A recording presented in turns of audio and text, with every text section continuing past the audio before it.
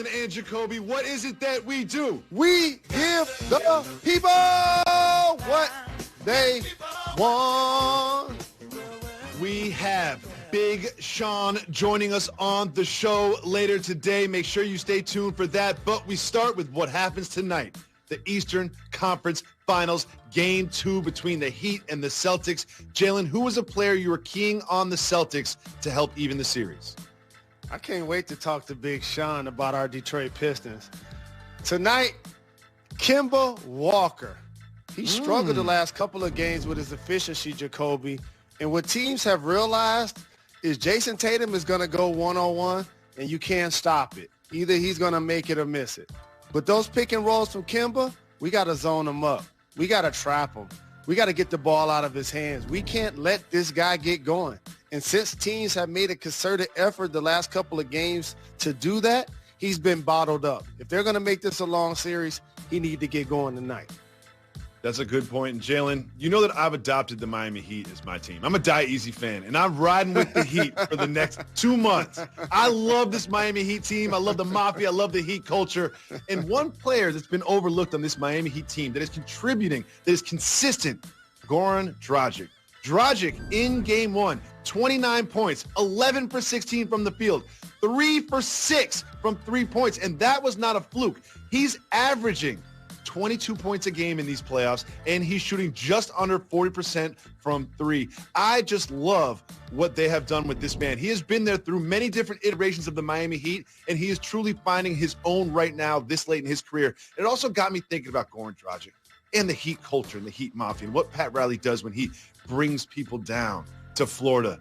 Think about these players. 60% of their starting lineup is Jimmy Butler, Jay Crowder, and Goran Dragic. We all know Jimmy Butler's story. Started with the Bulls, had problems with his teammates, leaves Minnesota, and then problems with his coach and maybe his teammates in Philadelphia, goes down to Miami, and he flourishes. Jay Crowder has played on 17 teams in the last 7 seasons. I don't know how that even works in the collective CBA, but he has done it, and he comes down to Miami and flourishes, and the same happens for Goran Dragic. I love what's happening with this Heat team so much. But Jalen, Dragic, I say his name wrong all the time. Jalen. But you have another player in the Celtics that you are keying on to contribute more than they did in Game 1. And who is that? I like how those that's been with us for 10 years know when you say the Mafia as you represent the Miami Heat, that means their culture that we've talked about on this show for years. And the Godfather on the sideline in uniform, Udonis Haslem, is going to get his number retired one day. But for the Celtics tonight, how about Jalen Brown? They're undefeated, Jacoby, when he scores over 25 points. And while Tatum ascended and improved, so did JB. They're going to need his offense. Absolutely. JB, like you said, when they score 25 points, they are undefeated. And sometimes he shows flashes of that Tatum-like leap to stardom, and he's going to be needed in Game 2 if they're going to even this series against the Miami Heat. We also have some other news in the NBA. Yesterday, the All-NBA teams were announced, and most significant in that was a gentleman by the name of LeBron James, who was named to first team. This is his 16th time with an All-NBA nod. That breaks a tie between him, wait for these names, Kobe Bryant, Kareem Abdul-Jabbar, and Tim Duncan. He is now the most recognized All-NBA player of all time, which is a huge milestone, but we all know he cares about his legacy. What's another milestone do you think that he's looking to add to his trophy case? He can do that really soon in the bubble. That's a 4th championship. That's a 4th finals MVP. That's another championship, but with the Los Angeles Lakers, a storied franchise. If he's able to do that, Jacoby, the people who didn't see Michael Jordan play, they're going to start screaming a lot louder. And they're going to say, LeBron James is the greatest that we've seen in the last almost 20 years, and he's the GOAT. And that's going to start to fuel those arguments again. Absolutely. We all remember when LeBron James was speaking, I believe it was at a basketball camp, and he said he's chasing the ghosts in Chicago. He has his target on that GOAT title and a 4th championship, doing it for 3 different teams and doing it for his hometown team and the Los Angeles Lakers might just bring him there. Jalen, Buckle up for a second. I have figured something out. I've been reading the tea leaves, and I have come to a conclusion. I have a conspiracy theory that I would like to present to you, Jalen. I think that Elton Brand said that he is not interested in trading Joel Embiid or Ben Simmons. The problem is this, to steal a phrase from you, his actions are so loud I can't hear his words. Here is why I think Elton Brand is open to trading Joel Embiid. Wait till I connect these dots. Could be happening right now, could happen the next couple of days, but they're going to interview Mike D'Antoni for the head coaching position in Philadelphia. Interesting. And Pompey of the Philadelphia Inquirer said the job was basically his to lose. Interesting. Now let me connect some dots. General manager is Elton Brand. He was hired by the Colangelo family. The other two decision makers in the Philadelphia organization were hired by the Colangelo family. There are ties between Colangelo and D'Antoni dating all the way back to when you were in the NBA and he was with Phoenix. Now, what does that have to do with Joel Embiid?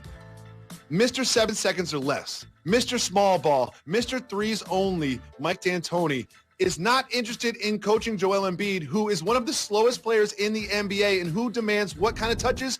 Post touches. Do you think Mike D'Antoni is trying to post up people in 2021 in the NBA? And I say all that to say this. If the Philadelphia 76ers are truly interested in Mike D'Antoni, which has been reported, then they must be willing to trade Joel Embiid no matter what they say, because I don't think that D'Antoni and Embiid can exist in the same franchise. What do you think about the conclusion that I've drawn? Wow, that was a novel, a beginning, middle, and an end. You actually did some work. I'm really impressed. I actually prepared for the show today. Wow, you read and took notes and you digested information and you pieced it together. Did you call Bob Lee? I've never seen you work so hard. Did you get the clip notes from somebody? What do you think? Do you think this is a possibility? I think trading Joel Embiid is a possibility regardless of who they have as the head coach, because he's probably, along with Ben Simmons, going to get you the most value in return. You're not going to get high value on Tobias Harris and or Al Horford. Your two best players are the people that are going to get you something in return if you want to go into another direction. And Joel Embiid could be that anchor. And so I understand your theory, but I would be interested to see, paying those four guys over $100 million, how much they're willing to pay their next head coach. Because the Nets will have KD and Kyrie next year. The Bucks are still going to win 60-plus games as long as Giannis in the uniform. Miami, the Celtics, who's going to be at Indiana's coach? So are they going to make that Mike D'Antoni splash and pay that big check, not knowing if he's really going to be the guy to get them over the top, is what I want to see. Well, we will see. Just remember where the dominoes fall. If they hire Mike D'Antoni, I'm predicting they will then trade Joel Embiid. Moving away from basketball tonight, Week 2 begins in the NFL between two teams in Ohio that are headed in the wrong direction. We have the Cleveland Browns, Baker Mayfield led, going up against Joe Burrow, who looked pretty good in Week 1. Jalen, when you look at this Cleveland Browns team, and look at the expectations and their performance of the past couple seasons, what do you think? Baker Mayfield's all right, but he's not real. I never thought I'd live in a world where he have more commercials than Odell Beckham Jr. As a matter of fact, both of them together have more commercials than any teammates in the entire NFL. Yet, Odell Beckham has only caught for over 100 yards twice since he's been playing for the Browns, which now lends to them saying, oh, is there rumors that they may trade him? Baker Mayfield is killing his value. Yeah, Odell Beckham dropped some balls, but he's still a mercurial talent. If you get him to another destination like some of the rumors, put him in San Francisco. Go right ahead. Yes. Put him in Green Bay. Cam and the Patriots. Put him in Go Green ahead. Bay. Yeah, put him with Aaron Rodgers. Go ahead. Free Odell Beckham. Anywhere. Free Odell Beckham from the prison that is the Cleveland Browns franchise. Free OBJ. Free OBJ. Free OBJ. Free OBJ. Free OBJ.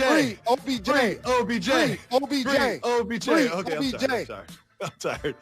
Welcome back to Jalen and Jacoby. Jalen, we have the honor, we have the pleasure to be joined by one of the best to ever do it. Detroit's own Big Sean joins us. Let's go! What's up? What's up, my G's, my bros, man? Family. Jalen, my Detroit brother.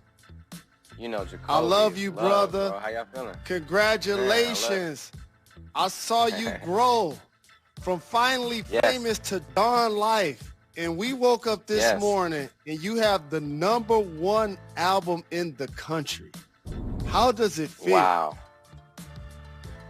Bro, you know, I felt like for this album, I just really wanted to impact people. Give them something that I felt, you know, give them the album that they may not have known they needed, but, you know, to inspire, to relate to. So I feel like it was #1, you know, off an impact for the way people were, you know, giving me a reaction. But the fact that it actually went #1 too, that's just like a cherry on top, you feel me? But it's good to be recognized for sure.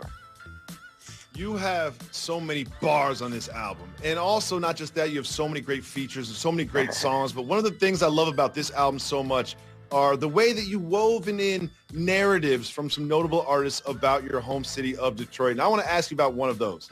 Of course, I'm going to ask about Stevie. You have Stevie Wonder on the album telling a story about Detroit. How did that come together and what was it like? Bro, so Stevie called me one morning randomly. This is back in like April. And this is when COVID was really heavy in Detroit at the time. You know, it was like the #3 city in the whole country. And Detroit is a city that we're matching New York and LA. And it's 15 times smaller than both of those places, you know, so he was like, how can we, and by the way, Stevie Wonder has never called me before, so this was like the first time he called me ever. And he asked how we could help the city, so we did some stuff behind the scenes with our foundations, you know, to contribute to that. But then on top of that, he was like, well, what are you working on? So I was like, man, I'm working on this album, you know, called Detroit 2. And he was like, oh, I got to check it out. Like, let's get in the studio. It didn't happen for a long time. And then towards the very end of my album, I reconnected with Stevie and I went to the studio with him and I asked him if he could tell a story, and he was like, yeah, for sure, I'll tell a story about Detroit, but I want to hear the album first, you know?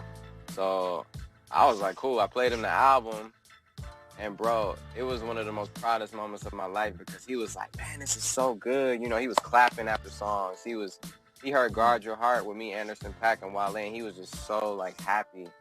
And then he was like, man, how can we make some music for the album? Like, how can I be a part of it like that? You know, on top of the story. But I realized that since the album, I was thinking about pushing the album back, but it was due like right then. So I was like, man, if me and Stevie do make music, I want it to not be rushed. I want to take my time.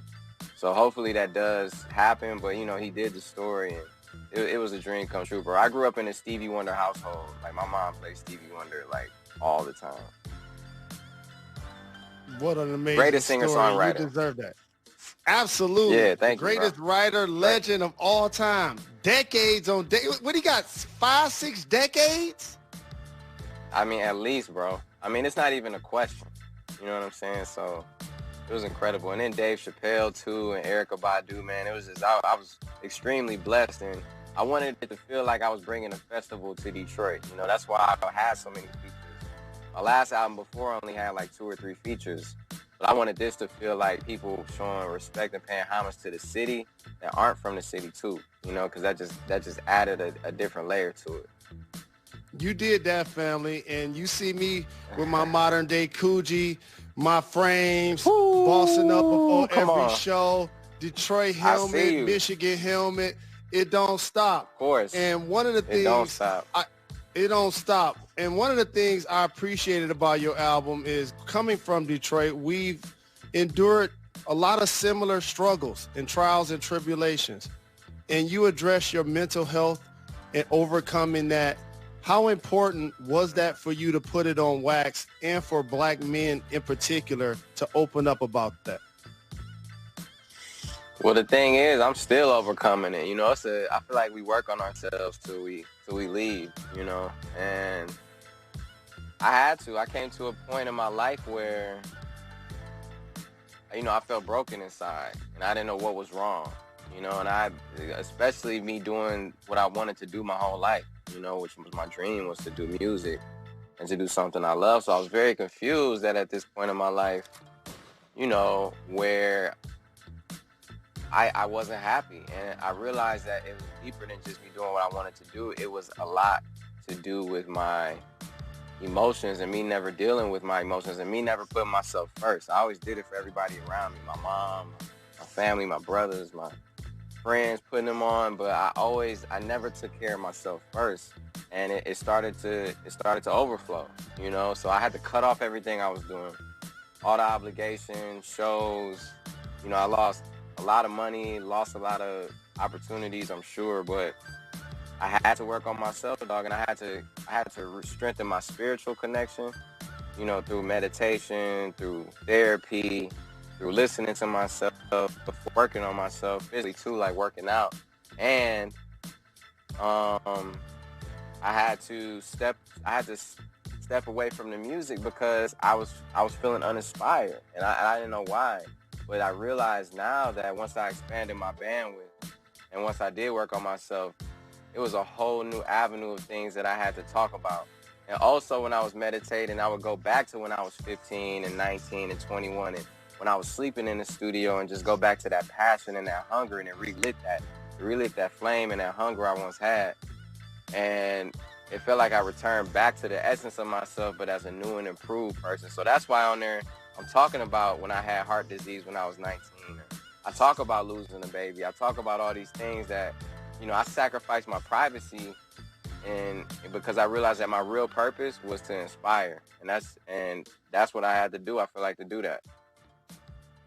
Well, that's amazing. And all of that sort of self-help certainly shows up in the bars that you laid down in this album. But since you're in Detroit and you rep Detroit, there's something I need to ask you about, and that is the status of Detroit sports right now, because it is not good. I mean, when you take a look at all of the different teams in Detroit, look at this. We got the Lions.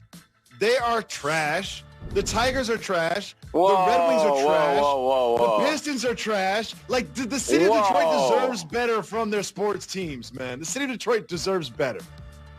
Now don't come at us like, okay, maybe currently, but we've brought championships. We brought Stanley Cups to the crib. You know what I'm saying? We've had the best teams a lot of times. Okay, go blue. We know what's going on.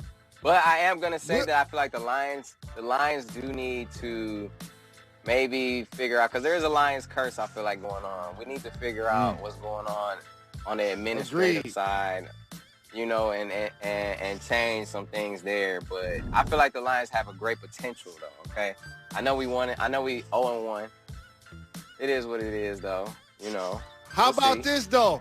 While you trying to clown Detroit professional sports, I want to go back to the album real quick.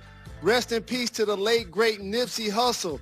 He was putting on for the city, and I never heard that interview until your album. Take me behind the curtain to that conversation. Man, he just was, you know, Nipsey just was, he loved the city of Detroit. And first of all, me and him, you know, I know Nipsey since 2008, and then we were on a XXL freshman cover together in 2010, and that was a big moment for us. That was our first magazine cover. And, you know, we've been tight ever since, so it's like we were sending music back and forth, and, you know, always talked about, like, man, we need to get back up with each other. Like, we would always run into each other, and he loved that relationship I had with my mom. He was like, man, I love how you are with your family, because he was family oriented too, and we shared a lot of the same beliefs when it came to, like, holistic medicine and, like, all these different things. So, you know, at the time when I first started working and had the beat for Deep Reverend, I was going through that period that I was talking about where I just wasn't inspired. I was still, like, trying to figure it out. I remember I laid a scratch to it and was like, man, I gotta do this because that's my brother. And Hit Boy was the one who linked it all together. You know, he was the reason I was on Nas' album too, because he just was like, work everybody's stuff. You know, he's a great person, a great producer. So anyway, I go to Detroit and I'm doing some stuff with Ally Financial for my charity. I get the call. I took my mom to see Hamilton too. I get the call that Nipsey had got shot. And it was heartbreaking, but I thought he was gonna survive because me and him also have the same management, so we were getting calls like as soon as information was getting released, and then I found out he got shot in the head. I immediately flew back to LA, and it was a dark time for everybody who knew Nipsey, and it's obviously especially his family. So later on, like a little bit later on, I somehow, when I approached the song, I was able to finish it, and it flowed so naturally, like it was God, like it was supposed to happen. And I remember Dom Kennedy being in there, who, you know, he's super tight with Nip, and he was like, yo, bro, you got, you know, I didn't know how to go about it. And they were like, no, bro, you got to pay homage. You got to pay that respect to Nip, dog. You got to do this. You got to put it out. He would have wanted this, you know, and his family was supportive, his brother, his All Money In crew. And so, you know, we did it with love and had to pay respect. You feel me? That's amazing. Detroit 2 available right now. Big Sean, congratulations on the album. Stay tuned. You're watching Jalen and Jacoby. Yeah, yes, sir.